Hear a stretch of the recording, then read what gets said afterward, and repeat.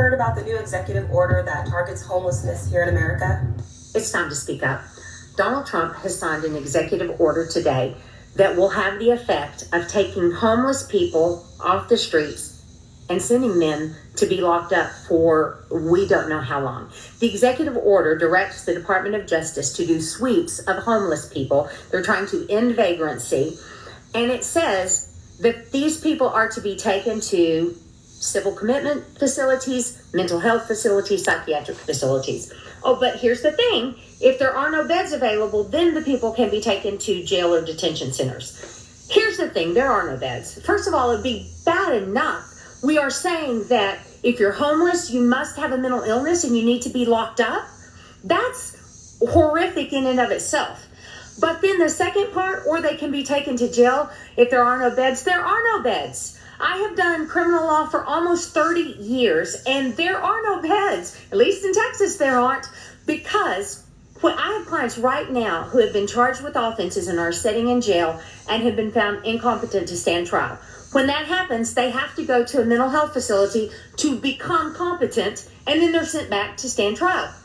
There are no beds. I have had clients wait months and years. I've had a man wait 832 days in jail, incompetent, because there wasn't a bed available yet to send him to become competent. There are no beds. There are no beds in Texas because I have people waiting in the county jail right now for an available bed. So what does that mean? That means that everybody, at least in Texas, who gets rounded up will have to go to a jail or a detention center. But what is the method by which they are released? Because the order sure doesn't tell us. It doesn't tell us how these people then get out. How? If they get a home, how are they going to get a home when they're in jail? This, in essence, is going to make homelessness a crime where people get held indefinitely. Go look at it. It's on the government website. You can go read the executive order for yourself. This is authoritarianism. Full stop. Well, here we go. Okay, so in the U.S. currently, folks, there are approximately 771,000 people who are considered as homeless. Either they consider themselves as homeless, or the state has put them into a bracket which says they do not have permanent housing. Today, Donald Trump signed an executive order that makes homelessness illegal in the United States. And those 771,000 people I just mentioned have just become criminals. Folks, the source for this is ABC News. It gets worse every day. Okay, so let me get this straight.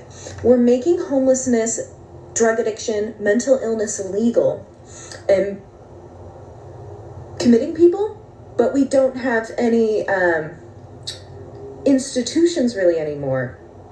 We shut most of those down. Most of the beds in rehab facilities and mental health facilities are pretty full. There's not space for all those people.